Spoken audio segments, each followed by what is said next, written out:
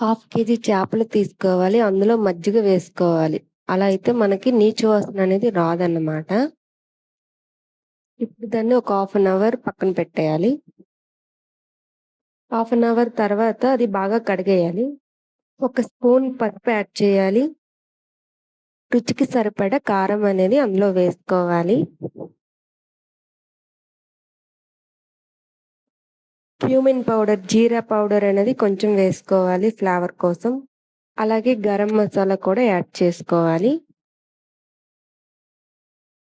ధనియాల పౌడర్ ఒక స్పూన్ తీసుకొని యాడ్ చేసుకోవాలి. ఒక మిక్సీ జార్‌లో ఎల్లుల్లిపాయలు వేసుకోవాలి. అల్లం వేసుకోవాలి. బిర్యానీ ఆకు వేసుకోవాలి. లవంగాలు, దాల్చిన చెక్క, బ్లాక్ చెక్క వేసుకొని పేస్ట్ చేసుకోవాలి. ఆ పేస్ట్‌ని మనం చేపలకు పట్టించాలి. అలాగే సాల్ట్ వేసుకోవాలి. 2 స్పూన్స్ కార్న్ ఫ్లవర్ చల్లుకోవాలి.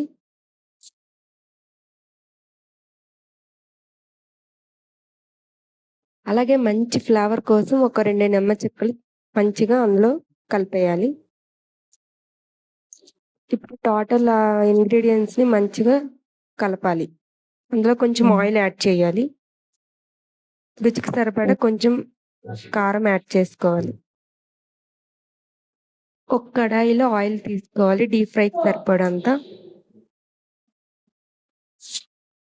అందులో ఒక్కొక్కటిగా ముక్కలు వేస్తుంటూ వేయించుకోవాలి మంచిగా. వేయించుకున్న ఫిష్ ఫ్రైని ఒక ప్లేట్‌లో సర్వ్ చేసుకోవడమే. అంతే, రుచికరమైన ఫిష్ ఫ్రై రెడీ. అలాగే మన ఛానల్‌ని సబ్స్క్రైబ్ చేసుకోండి. ఇంకేమైనా వీడియోస్ కావాలి అంటే కామెంట్‌లో తెలియజేయండి. నేను ఖచ్చితంగా ఆ వీడియోలనేది పోస్ట్ చేస్తాను.